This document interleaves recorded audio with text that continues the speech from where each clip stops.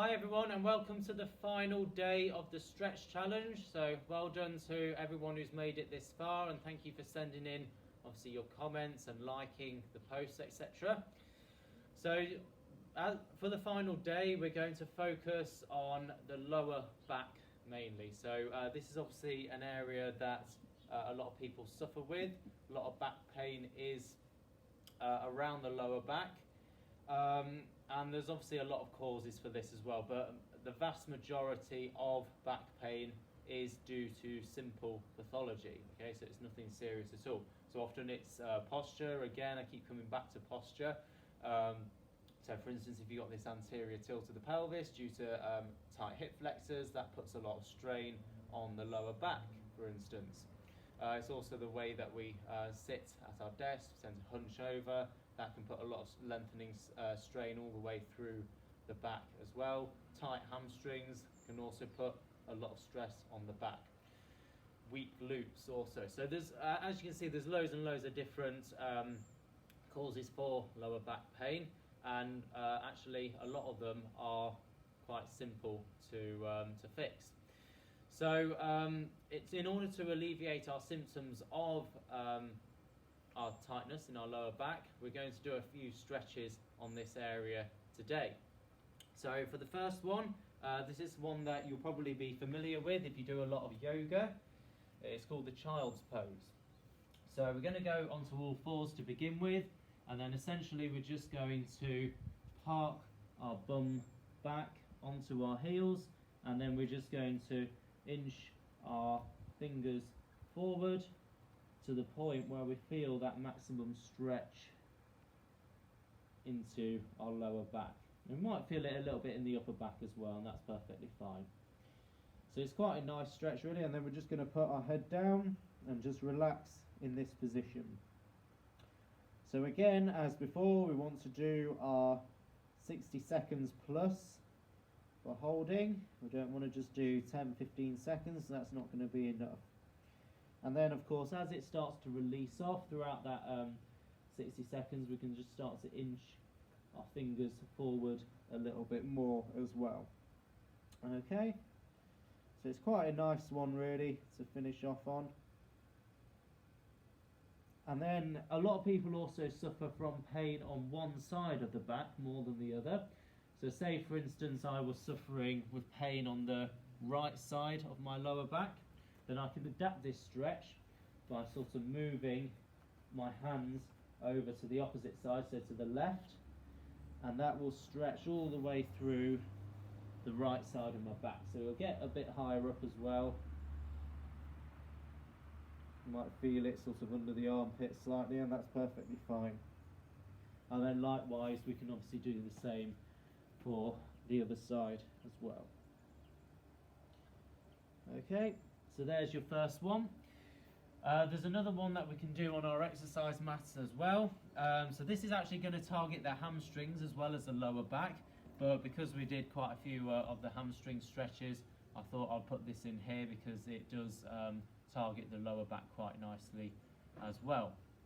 So what we're going to do is we're going to take the side that we're not going to stretch and position the leg like so, so the foot's on the inside of your thigh, and then you're just going to gradually reach towards the foot on your other side.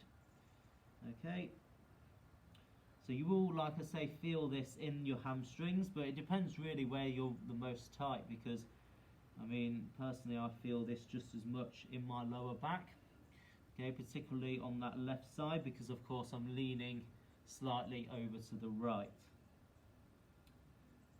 Okay, and again we're going to hold for that 60 seconds, and then if we want to of course stretch the other side, then we'll go into this one as well. Remember that you will have one side no doubt which is tighter than the other, so then you will need to spend more time on that side to release it off. Okay,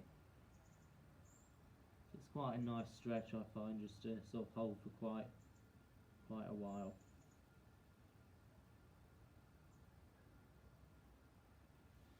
Okay, and then If we want a few seated alternatives for the back, then of course we can sit down at our office chair.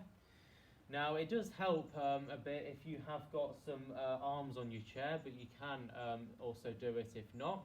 And we're just going to do a spinal twist. So I'm just going to go over to the left and stretch. So if you take your left arm and sort of put it as far over to the right as you can, and then take your right arm and grab your left arm on the chair, and you should feel this sort of mobilising the spine quite nicely, but then you might also feel it quite a bit into that right side of the lower back. And then we're going to go obviously over to the other side, so we're going to do exactly the same thing but in reverse. So again, it's quite a nice stretch to hold for a length of time. And then if you want to go further, obviously you can gradually inch up further back on the arm of your chair where you're holding it, and that will increase the stretch. Try not to allow your bum to shift over like this, and for your legs to shift that way towards the side that you're trying to stretch, okay, because otherwise that's sort of cheating. You might as well just do a smaller stretch and keep your legs pointing forwards. Okay, so don't allow your legs to go in the direction in which you're stretching, so keep your legs back.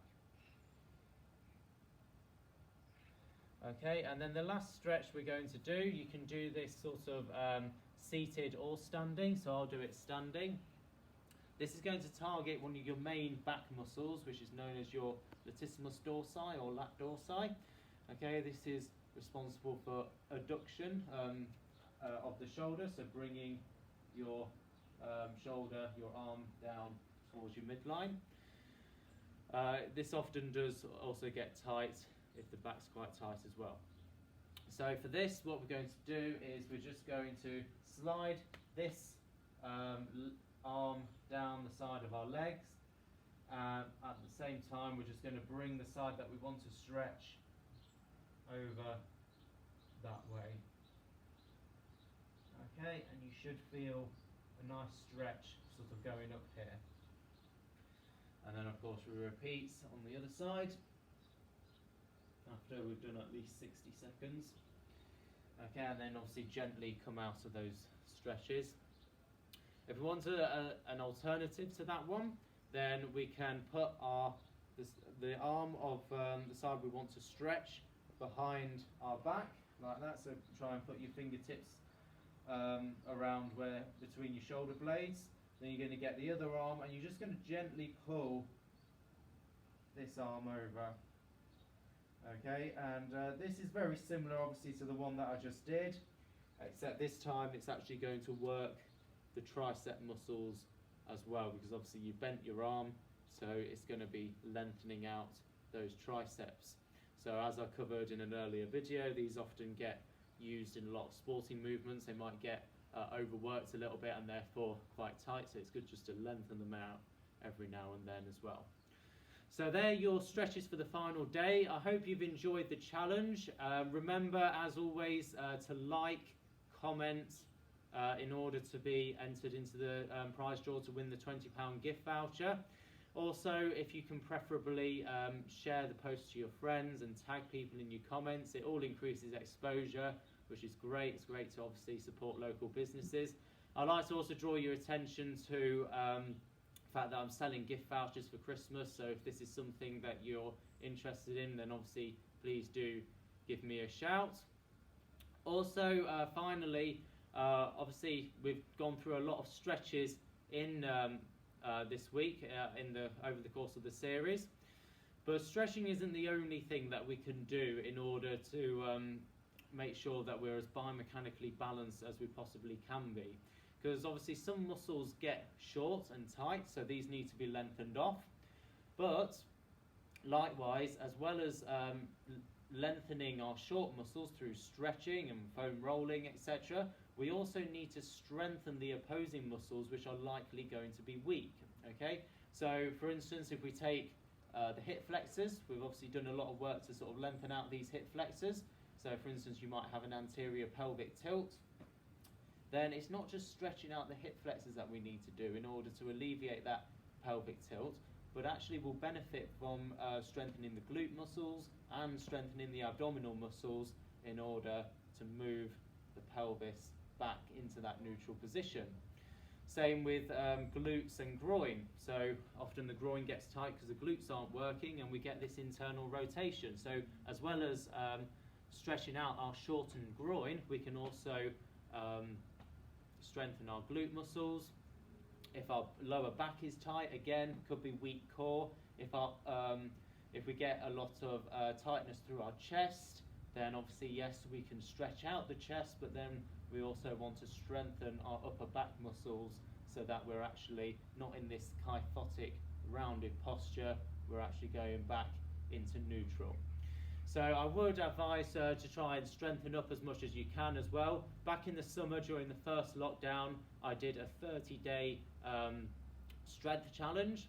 So you can obviously go on my Facebook or Instagram and go back through the videos to have a look at that. I've also, if it's easier, included a link where you can access those very same videos on YouTube as well. So thank you for taking part. Take care and stay safe.